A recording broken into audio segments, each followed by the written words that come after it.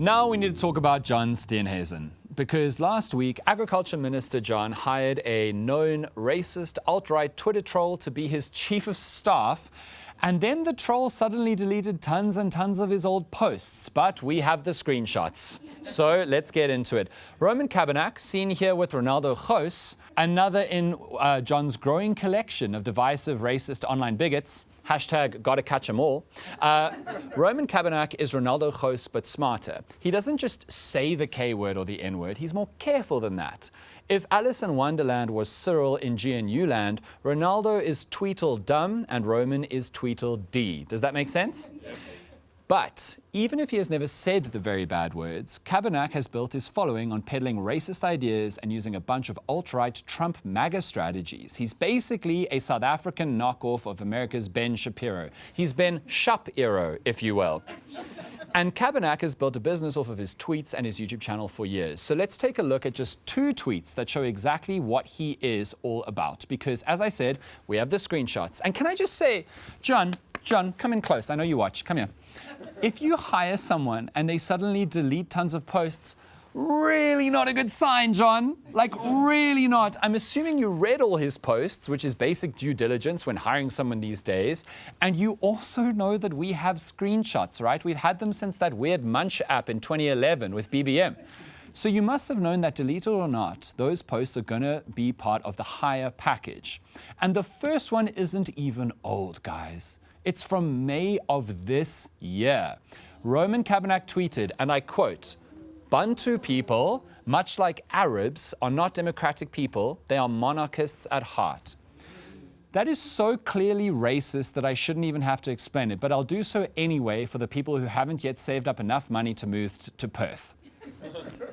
Firstly, he uses the apartheid government word for all black people, Bantu. The apartheid state used that word to describe all black people as though they are all exactly the same, one group of people, which erased the many unique ethnic and cultural identities of different groups, communities of black people. He didn't say the K word, he didn't say black, but he used an apartheid language word that was very clearly meaning black people. He knew exactly what he was doing. He also described all Arab people as the same, with no unique identities, also racist. And then he said that all black people and all Arab people are monarchists and not democratic, which is racist by definition. He said an entire group of people all share one inalienable characteristic in their nature because of their skin color. It's textbook racism. In fact, he said that about 2 groups of people, black people and Arab people. It's a 2-for-1 racism special.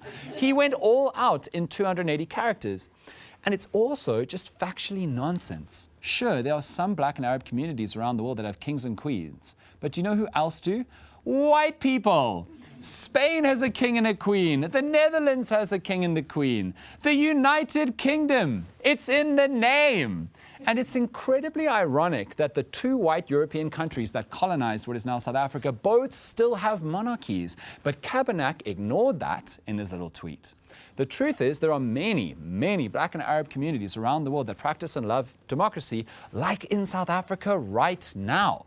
But this tweet is an example of Cabanac's racism, not full-blown K-word racism like Tweedledum Renaldo Gouws. This is Tweedledee racism.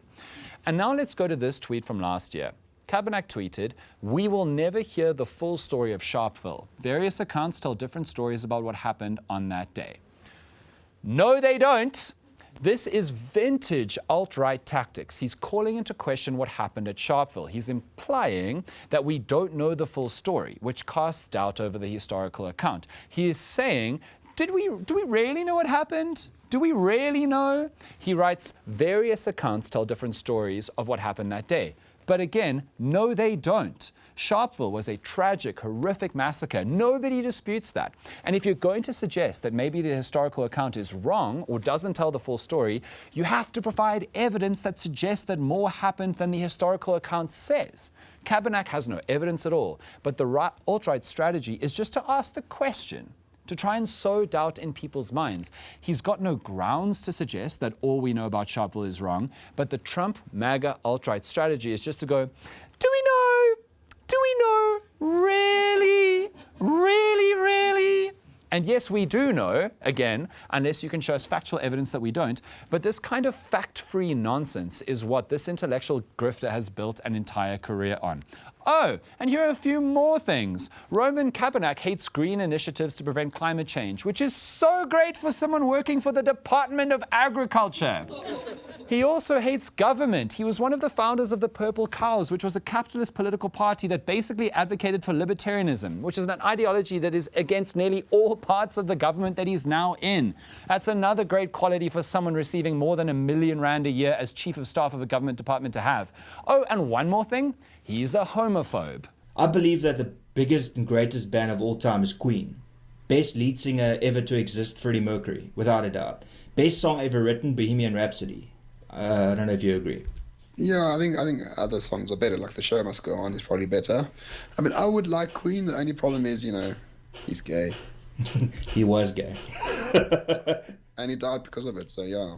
The craziest part of that video is that I was pleasantly surprised that Renaldo Gouws was not homophobic about Freddie Mercury. Like, good on you, Renaldo.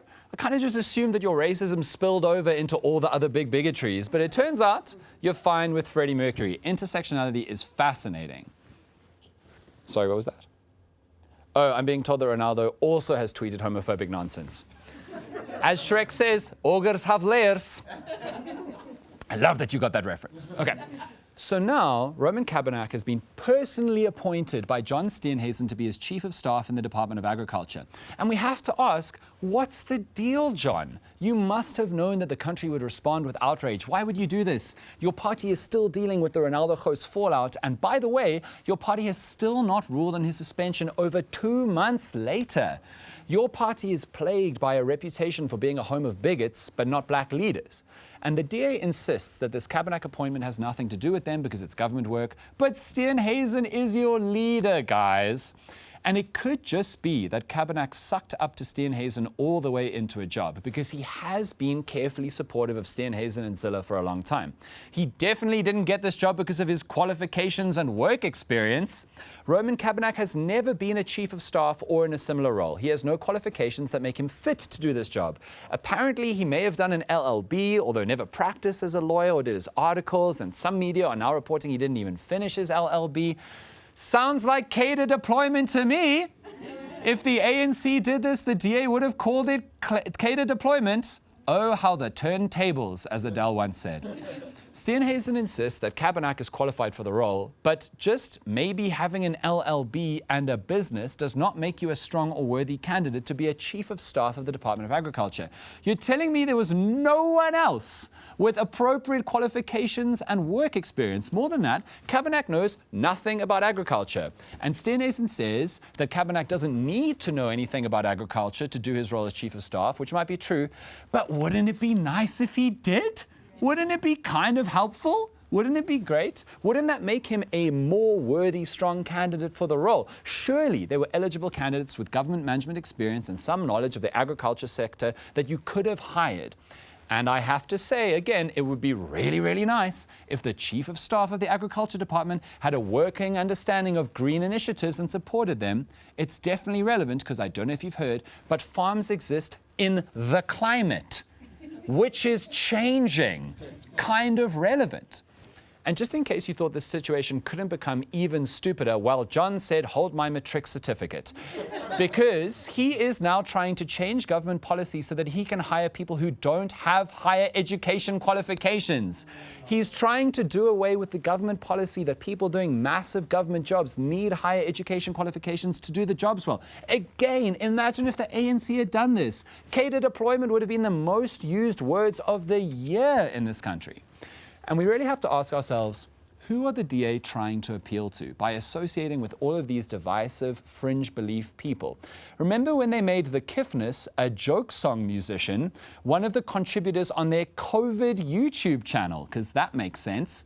They knew about Gouws, they knew about Cabanac. We must now suspect that they're purposefully playing to the crowd that follows these people and likes what they say. The DA national leadership must believe that this is smart politics to grow their base, even though it clearly alienates millions and millions more people than those who follow these podcast bros. And I specifically said the DA's national leadership must think this way because we all know, I know for a fact that there are many leaders in the DA who hate what their national leadership is doing, fundamentally disagree with them. These regional leaders must be tearing their hair out thinking, what are you doing to me? Why are you making my job so much harder? During the May election, many regional DA leaders quietly tried to run their campaigns separate from the national leadership. And there are many incredible people, I have to say this, there are many incredible people in the DA who work hard to improve the lives of their constituents. And yet, they are being undercut by their own national leadership. And I wonder if in the future the DA will have some kind of reckoning. I'm not predicting that the party will split or there will be a breakaway, but I don't have to tell you who they are. You already know of the impressive DA regional leaders who don't make sense in the Democratic Alliance, but they have support because of their work records, even from people who don't like the DA. And these leaders would probably jump at the chance to be in a party that stands for something else, anything else. And I don't think any of them will go independent, and there's not a party for them to go to that matches their political identities yet, but something is going to have to give soon, guys, one way or another.